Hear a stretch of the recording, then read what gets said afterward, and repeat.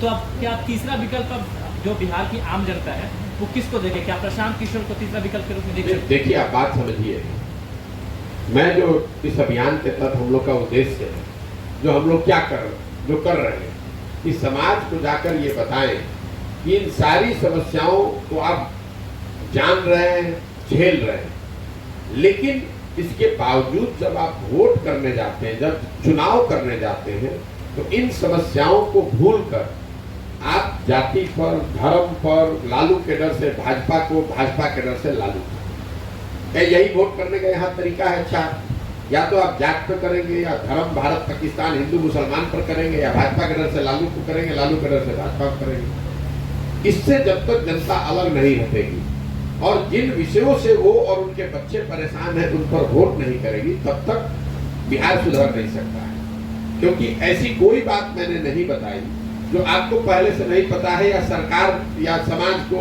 उसको दो चार, किसी को भ्रष्टाचार ज्यादा परेशानी, किसी को पानी की परेशानी, किसी को शिक्षा की, किसी को स्वास्थ्य की, लेकिन परेशानी तो सबको पता है। मूल विषय यह है कि जब तक समाज में लोग इस बात को नहीं समझेंगे कि आपके और आपके बच्चे का भविष्य तब सुधरेगा जब आप इन मुद्दों पर वोट करेंगे। पहला इस पूरे अभियान का प्रयास है कि लोगों को ये जाकर बताया जाए। दूसरा, अगर लोग समझ जाएं तो लोगों का स्वाभाविक तौर पर यह कहना है कि भाई हमारे पास विकल्प भी तो होना चाहिए।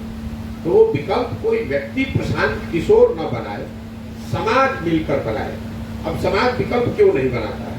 समाज विकल्प इसलिए नहीं बना पाता है कि कोई उसका सूत्रधार नहीं है, कोई उसको करने वाला, जोड़ने वाला नहीं है।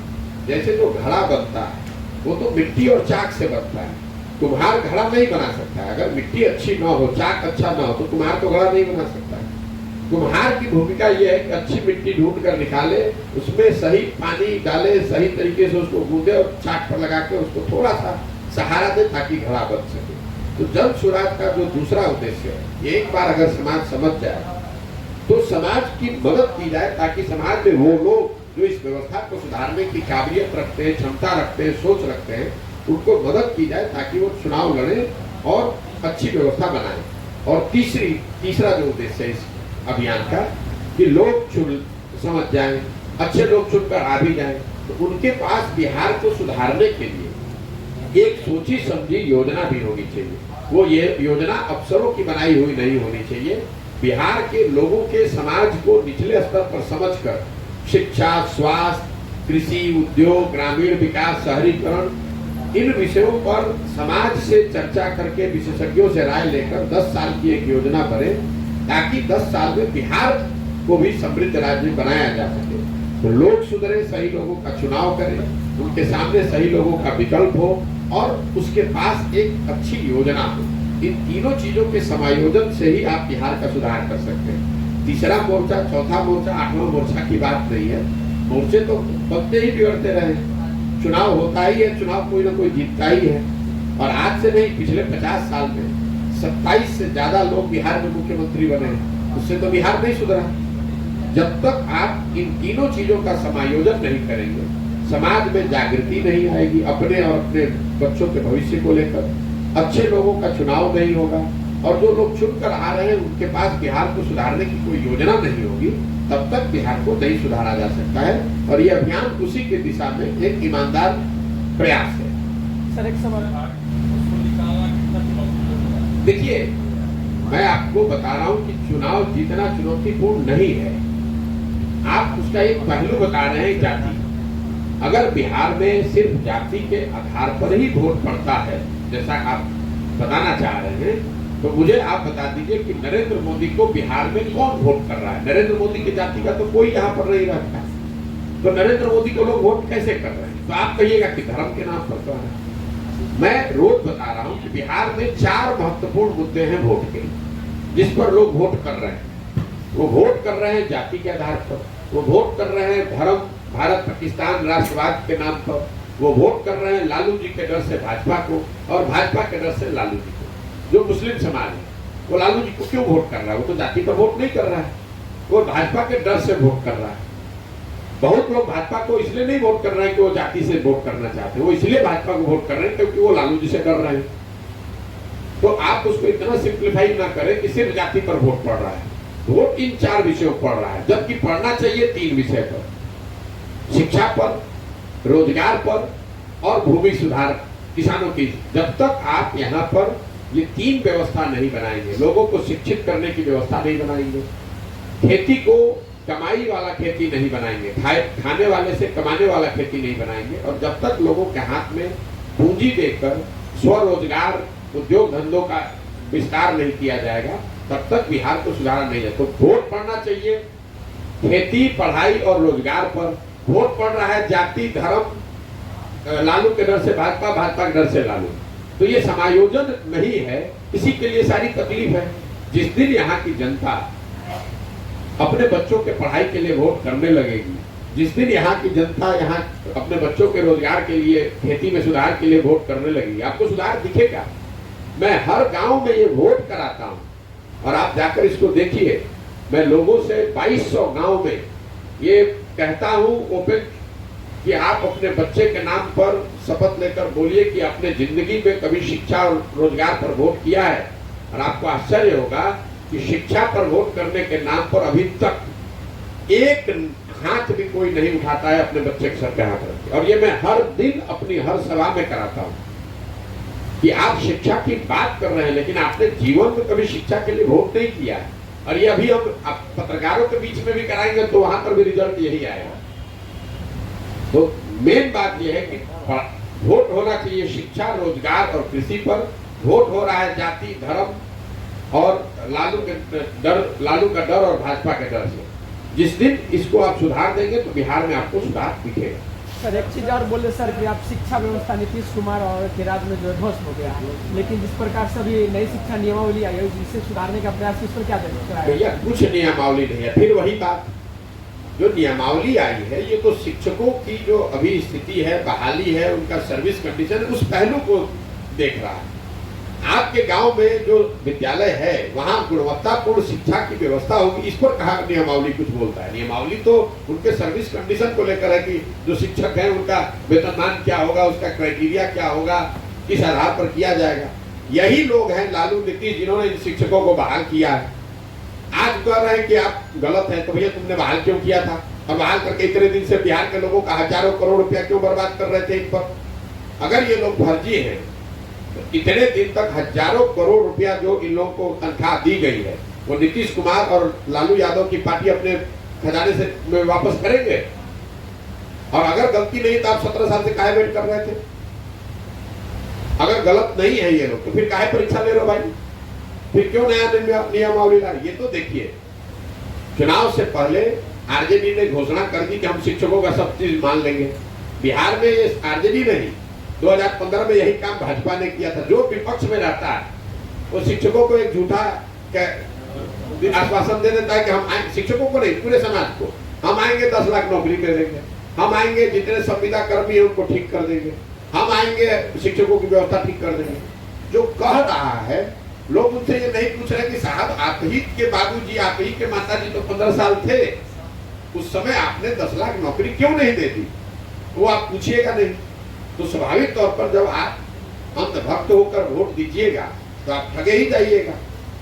अगर आप अंधभक्त होकर प्रशांत किशोर से भी जुड़िएगा, बहुत लोग हमको कहता है कि आप तेजस्वी के 10 लाख नौकरी की बात कर रहे हैं, मोदी की बात नहीं कर रहे, हम तो दोनों की बात कर रहे हैं। हम अपनी भी बात कर रहे हैं कि अगर मैं भी आपको कह रहा हूं कि आकर यहाँ नौकरी दे दूंगा, तो जब तक मैं उसका कोई कार्यक्रम न दूं कि नौकरी कैसे दूंगा, तो मैं भी आपको ठगूंगा।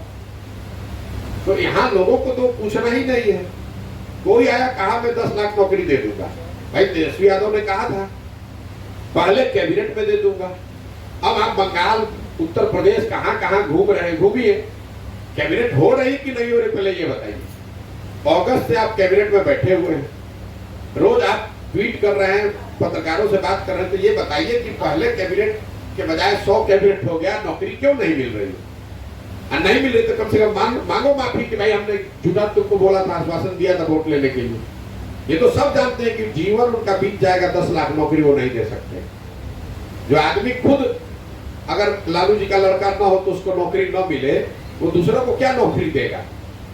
अगर तेजस्वी यादव लालू जी के लड़के न हो तो उनको कौन सी नौकरी मिल जाएगी इस देश में? जरा आपको बता दीजिए। बच्चे जो हैं जो डॉक्टर बनना चाहते हैं और यहाँ पर सभी तृतीय क्षेत्र का विकास सबसे ज़्यादा हो रहा है और सबसे ज़्यादा मौका देश को तृतीय क्षेत्र से मिल रहा है। इस पर आप क्या कहना चाहेंगे? किस क्षेत्र में? तृतीय क्षेत्र में मिल रहा है। तृतीय तीसरा क्षेत्र जो है थर्ड सेक्टर प्राथमिक क्षेत्र। अच्छा, आप जीडीपी के 3 सेक्टर्स की बात कर रहे हैं, इसमें किसान एग्रीकल्चर, मैन्युफैक्चरिंग और सर्विस सेक्टर। भैया देश की जो इकोनॉमी है उसमें उत्तरोत्तर एग्रीकल्चर का कंट्रीब्यूशन कम हुआ है, मैन्युफैक्चरिंग कम हुआ है, सर्विस सेक्टर बढ़ा है। पहले इस बात को आप समझ लीजिए। तो देश में मैन्युफैक्चरिंग मान लीजिए कि 18% जीडीपी का कंट्रीब्यूट करता है। बिहार में भी मैन्युफैक्चरिंग तो है नहीं, लेकिन यहाँ पर कृषि और सर्विस सेक्टर यहाँ करीब करीब, जिसको आप तृतीय सेक्टर कह रहे थे, वो करीब करीब 64-65% जीडीपी का हिस्सा है। तो आगे यहाँ पर बिहार की जो तरक्की होनी है वो मैं भी मानता हूँ कि वो कृषि से नहीं होगा, वो सिर्फ कृषि या मैन्युफैक्चरिंग से नहीं हो सकता है, सर्विस सेक्टर में ही जॉब है। क्योंकि वही वो क्षेत्र है जहाँ पर बहुत बड़े पैमाने पर बिहार शिक्षा का केंद्र बन सकता है, बिहार स्वास्थ्य सेवाओं का केंद्र बन सकता है, बिहार पर्यटन का केंद्र बन सकता है। बिहार में जो व्हाइट कॉलर जिसको जॉब कहते हैं, पढ़े लिखे लोगों के लिए जो सॉफ्टवेयर की जॉब्स हैं, जो टेक्नोलॉजी के जॉब है, वो आ सकता है, जिसमें आप खनिज संपदा आपको नहीं चाहिए। जो लोग यहाँ बताते हैं कि बिहार में उद्योग इसलिए नहीं लग रहा है कि खनिज नहीं है। अरे मेरे भाई, अगर देश में टाटा कंसल्टिंग सर्विस, टीसीएस या इन्फोसिस लाखों लोगों को नौकरी देती है, टीसीएस और इन्फोसिस को कोई खनिज थोड़े ना चाहिए। आप मुख्यमंत्री नीतीश कुमार पढ़े लिखे आदमी होकर कभी कभी हंसने वाली बात करते हैं, यहाँ समंदर नहीं है। आप ये बताइए कि अगर आप पटना में सॉफ्टवेयर पार्क बनाइएगा तो उसके लिए समंदर का क्या लेना देना? तेलंगाना में कौन समंदर है? तेलंगाना में सबसे ज्यादा आईटी फर्म अभी आज कर्नाटक के बाद खुल रहे हैं, वहां पर कौन सा समंदर है? पंजाब में कौन समंदर है? हरियाणा में कौन समंदर है? ये तो जनता को बरगलाने के लिए हर 2 साल पर एक नया सबूत है। पहले जब ये लालू के विरोध में थे, लालू जी के, तो कहा कि झारखंड का बंटवारा हो गया तो बिहार में खाली लालू आलू बालू बचा है, इसलिए उद्योग नहीं लग रहा। फिर कहा कि बिहार को विशेष राज्य का दर्जा नहीं मिल रहा है, इसलिए उद्योग नहीं लग रहा है। फिर कहने लगे कि अब समंदर नहीं है, इसलिए नहीं लग रहा है। मेरे भाई 17 साल से आपको पहले ये सोच के बताइए कि किस लिए नहीं लग रहा है, तब तो कोई चर्चा हो। हर 2 साल पे एक नई कहानी। यहाँ पर जितनी चीनी मिलें थी उसके बंद होने का क्या कारण है? उसके लिए चीनी मिल चलाने के लिए कौन सा खनिज चाहिए? चीनी को खपाने के लिए आपको कौन सा समंदर चाहिए? तो बेवकूफी वाली बात है, जनता को कुछ भी बताए रहे। पढ़े लिखे व्यक्ति है, लेकिन नीतीश कुमार की हालत है अंधों में काना राजा की। नीतीश कुमार बिहार के एकमात्र पढ़े लिखे व्यक्ति नहीं है, लेकिन उनको यह भ्रम हो गया है कि मैं ही सब जानता, मुझे ही सब मालूम है, इसलिए कि अपने इर्द गिर्द जितने बेवकूफ है उसको सब बैठाए हुए हैं। यहाँ नेता है वो उसको नाम लिखने नहीं आता है, तो नीतीश कुमार को नाम भी लिखने आता है तो लोग कहते हैं बहुत बड़ा विद्वान आदमी है। यहाँ अभी तक नेता ऐसा ही बना है जो कि शर्ट के ऊपर गंजी पहनता है और अपने को जमीनी नेता बताता है। तो नीतीश कुमार गंजी के ऊपर शर्ट पहन रहे हैं तो लोग कह रहे हैं बड़ा समझदार है। भाई नीतीश कुमार पढ़े लिखे व्यक्ति हो सकते हैं, लेकिन वो बिहार के एकमात्र पढ़े लिखे व्यक्ति नहीं है। उनसे ज्यादा पढ़ा लिखा व्यक्ति, उनसे ज्यादा समझदार लोग बिहार में हजारों की संख्या में। जरूरत इस बात की है कि जो लोग भी राज्य को चला रहे हैं वो बिहार के और बिहार के बाहर के भी लोग जो पढ़े लिखे हैं, जिनका अनुभव है, जिनकी समझ है, उनकी मदद ली जाए। आप देश में हैं सबसे गरीब और आपका अहंकार है सबसे बड़ा। देश में आप हैं सबसे फिसड्डी और बात आप ऐसे करते हैं जैसे आप ही सब कर रहे हैं। अब यहाँ के नेताओं की हालत देखिए। आरजेडी का एमपी है 0, लोकसभा में आरजेडी का 0 एमपी है, 0, लेकिन प्रधानमंत्री से नीचे ये लोग बातें नहीं करते। प्रधानमंत्री कौन देश का होगा ये तय करेंगे।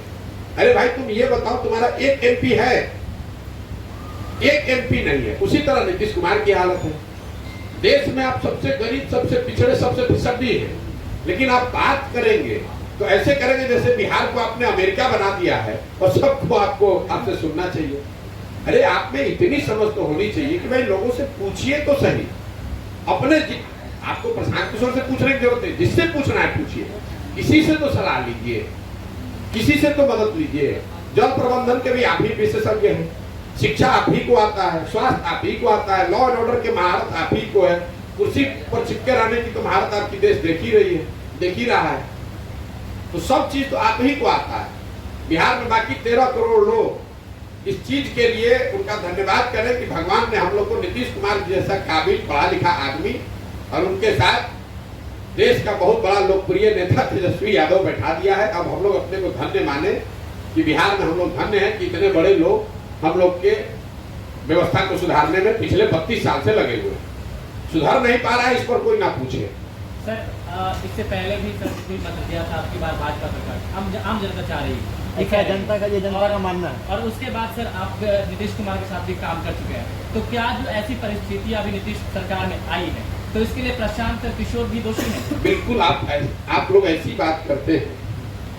आपका ये कहना है कि आपने पीछे नीतीश कुमार की मदद की है। ठीक है, नीतीश कुमार की मदद मैंने 2014 में की है। नीतीश कुमार 2014 के नीतीश कुमार और आज के नीतीश कुमार में जमीन आसमान का फर्क है। हम ऐसे लोगों में से नहीं है जो राजनीति करने के लिए राजनीति करता है। हमारे बिहार की राजनीति में कोई दिलचस्पी नहीं रही है। 2005 से 2012-13 का दौर ऐसा था जिसमें बिहार में कुछ सुधार होता दिखा। नीतीश कुमार 2014 में दिसंबर में हमसे मिलने दिल्ली आए। उस समय वो मुख्यमंत्री नहीं थे, मांझी जी को उन्होंने मुख्यमंत्री बनाया था। तो मेरा उनको ये सुझाव था कि अगर आपने चुनाव हारने की वजह से या न लड़ पाने की वजह से पद छोड़ा है तो आपको वापस मुख्यमंत्री बनना चाहिए, बिहार का काम करते रहना चाहिए। चुनाव प्रबंधन को लेकर जो मदद है वो आपकी मदद में करूंगा। वो मदद हम लोगों ने की भी। लेकिन आप ये समझिए कि 2014 के नीतीश कुमार जिनकी मदद की गई थी वो नीतीश कुमार थे जिन्होंने 5 से लेकर 12-13 के दौर में बिहार में सुधार की दिशा में कुछ कदम उठाया था। वो नीतीश कुमार थे जो चुनाव नहीं हारे थे। 2014 में नीतीश कुमार जिनकी मदद मैंने की थी चुनाव नहीं हारे थे, उनकी पार्टी लोकसभा में हारी थी। लेकिन नीतीश कुमार में राजनीतिक मोरालिटी उस समय जिंदा थी तो उन्होंने पद छोड़ दिया था। आज नीतीश कुमार चुनाव हार गए हैं। 2020 के चुनाव में 243 के विधानसभा में आपके 42 एमएलए है तो आप तो चुनाव हार गए। लेकिन कोई ना कोई जुगत लगा के, कोई भी समझौता करके, कभी भाजपा से कभी लालटेन से आप सत्ता में बैठे हुए। और सबसे बड़ा विरोध का कारण यह है कि 2014-15 में जिस नीतीश कुमार की मदद की गई थी वो नीतीश कुमार थे जिन्होंने गैसल में असम में एक रेल दुर्घटना हुई थी। 291 लोगों की उसमें मृत्यु हुई थी। वाजपेयी जी तक प्रधानमंत्री थे। नीतीश कुमार ने पद से इस्तीफा इसलिए दिया था कि 290 लोगों की मृत्यु हो गई, मैं अब इस पद पे नहीं रह सकता। वही नीतीश कुमार कोरोना के दौरान बिहार में हजारों लोग मर गए। हमने देखा, हम लोगों ने लाखों लोग बिहार के बच्चे मारे मारे पूरे देश में फिर रहे। नीतीश कुमार अपने बंगले से बाहर नहीं निकले, उनकी मदद के लिए कोई प्रयास नहीं किया। उसके बाद उनका विरोध शुरू किया है हमने।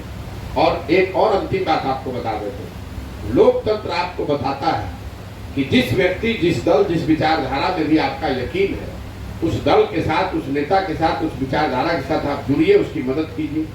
लेकिन वो विश्वास, वो भरोसा, वो वोट 5 वर्ष के लिए है, जीवन भर के लिए नहीं है। जो आप आर्गुमेंट दे रहे हैं उसके हिसाब से तो 5 वर्ष में चुनाव की जरूरत ही क्या है। एक बार आपने वोट दे दिया, जीवन भर वही रहेंगे। क्योंकि वही लोकतंत्र आपको बताता है कि अगर जिस पर आपने विश्वास किया उसने वो काम नहीं किया तो नागरिक होने के नाते आपकी ये जिम्मेवारी है कि जितनी मजबूती से आपने उनका साथ दिया है उतनी ही मजबूती से उसका विरोध भी होना चाहिए। नहीं तो ये तो राजतंत्र है कि पहले 15 वर्ष हमारे बाबूजी रहेंगे, उसके बाद हम रहेंगे, उसके बाद हमारा बेटा रहेगा, काम हो चाहे नहीं हो। और जितने लोग आरजेडी के वोटर हैं वो आरजेडी को वोट देते रहे, जितने लोग नीतीश के वोटर हैं वो नीतीश को वोट देते रहे, मोदी के वोटर हैं मोदी को वोट देते रहे। अरे वोट 5 वर्ष काम के लिए दिया है भाई, जो भी मेरी अपनी आशा अपेक्षा थी उसके हिसाब से दिया है। 2014 में आपको याद है ना 7 निश्चय बनाया गया था। अगर बिहार के हर घर में नल से पानी पहुंचता तो उससे बिहार का फायदा होता कि नुकसान होता। बिहार के हर बच्चे को अगर 1000 रुपया मिल रहा होता, बेरोजगार बच्चे को, तो उससे फायदा होता कि नुकसान होता। तो जो आप उस आधार पर आपकी मदद की आप काम कीजिएगा। जब आप काम किए ही नहीं तो आपका विरोध नहीं होगा। हम किसी के बदला मजदूर हैं।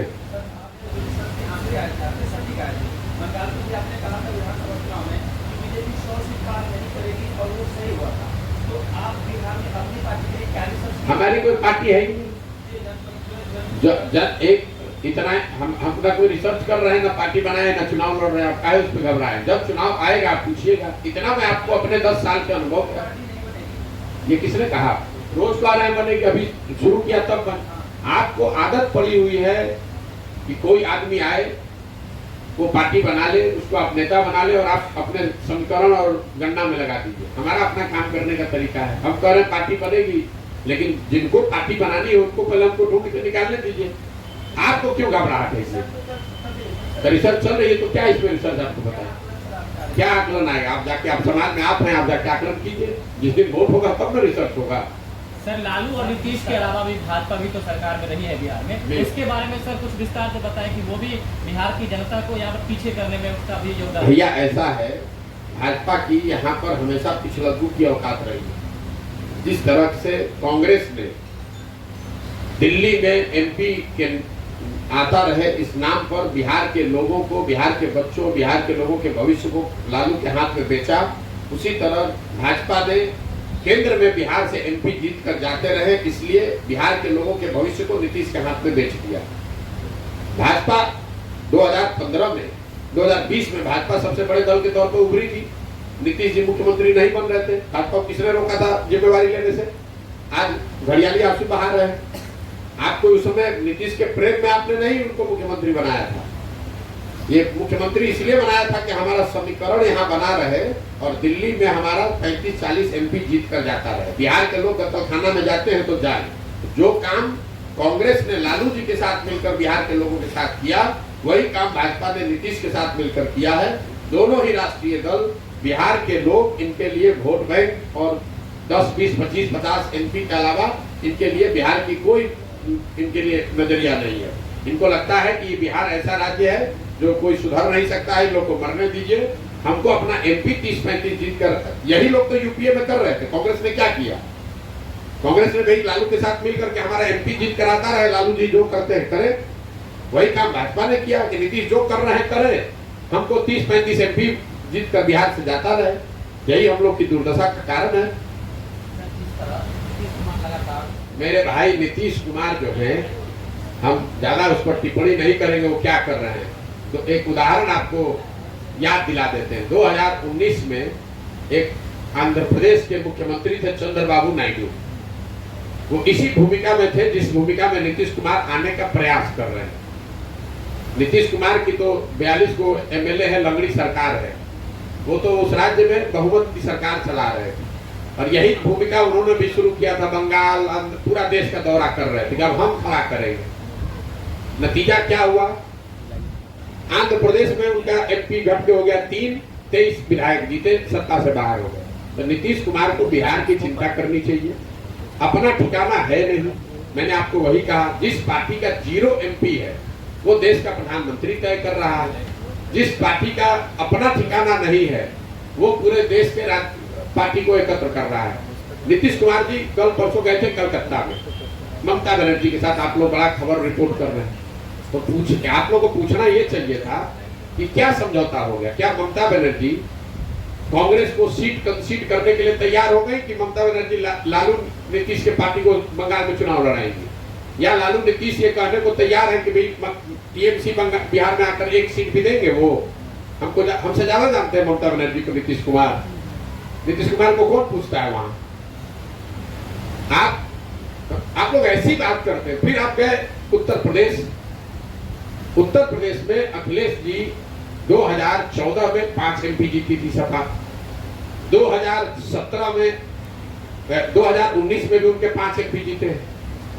और आप बात ऐसे कर रहे हैं जैसे लग रहा है कि 500 एमपी आप ही के पास है। तो 2 जीरो को जोड़िएगा तो उससे क्या होगा?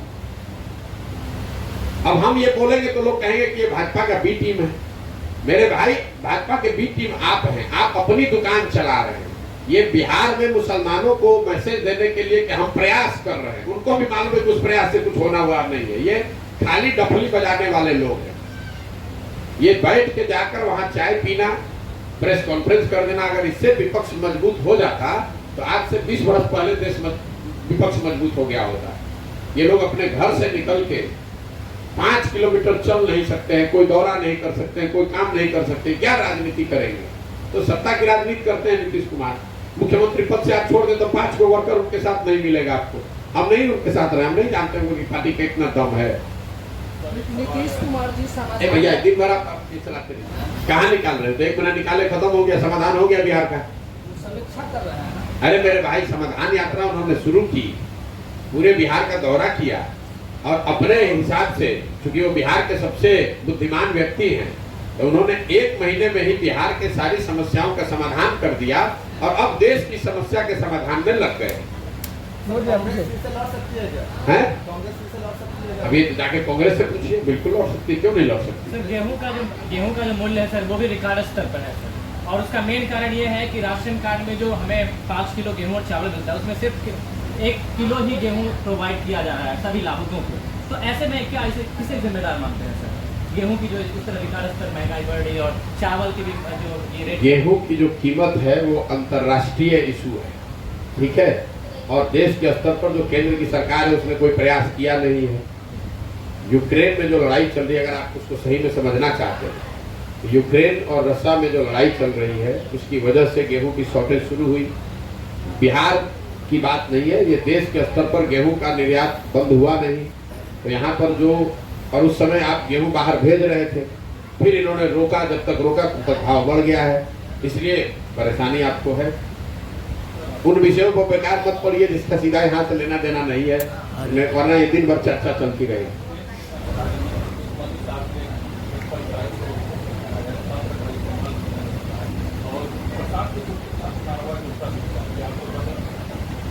भैया डरते तो हम किसी से नहीं, इतना तो आपको समझ आ ही गया होगा कि हम डरते किसी से नहीं। जो कर रहे हैं वो सामने से कर रहे हैं और पिछले 10 साल से कर रहे हैं। डरते हम किसी से नहीं है, अपने से कोशिश कर रहे हैं कि कोई गलत काम न करें। जब हम गलत कर नहीं रहे हैं, देखिए ये जो ईडी सीबीआई की बात है, जो सत्ता में रहता है उसका दुरुपयोग उपयोग करता ही है, ठीक है। भाजपा कर रही है, बिल्कुल जायज बात है, कर तो रही है, सब लोग ये मानेंगे। इसमें दिक्कत लोगों को नहीं है, लोगों के नजर से जो मैं समझ पाया हूँ, लोगों को इससे दिक्कत नहीं है कि लालू यादव पर रेड क्यों हो रहा है, क्योंकि आप बिहार के लोग ये नहीं कहेंगे कि लालू यादव ईमानदार है, कि उनके लोग भ्रष्टाचार में शामिल नहीं है। हमने खुली चुनौती दी है नीतीश कुमार को, अगर दम है तो नीतीश कुमार कैमरे पर आकर एक लाइन खाली कह दे कि लालू जी या उनके परिवार का कोई आदमी भ्रष्टाचार में लिप्त नहीं रहा है, ये लाइन खाली नीतीश कुमार बोल दे। कोई अगर बुलवा दे तो आप जो कहिए मैं मानने को तैयार। नीतीश कुमार ये बोल ही नहीं सकते, जीवन भर राजनीति किया, इस आदमी ने यही कहा कि लालू जी भ्रष्ट हैं।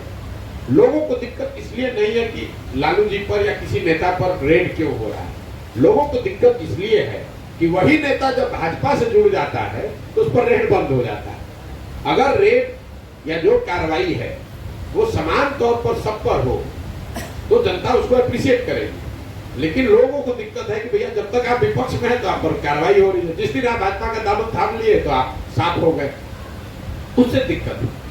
आप ये मत, लेकिन इसका मतलब ये नहीं है कि जिन लोगों ने चोरी की है, जो भ्रष्ट रहे हैं, उन पर कार्रवाई हो रही तो जनता उनके समर्थन में नहीं, इसीलिए आप देख रहे हैं कि उनको कोई सहानुभूति भी नहीं मिल रही है। कैसे मिलेगी सहानुभूति? आप लूटे हैं ही। बिहार में आरजेडी की सरकार में भ्रष्टाचार नहीं हुआ, ये कोई कह सकता है?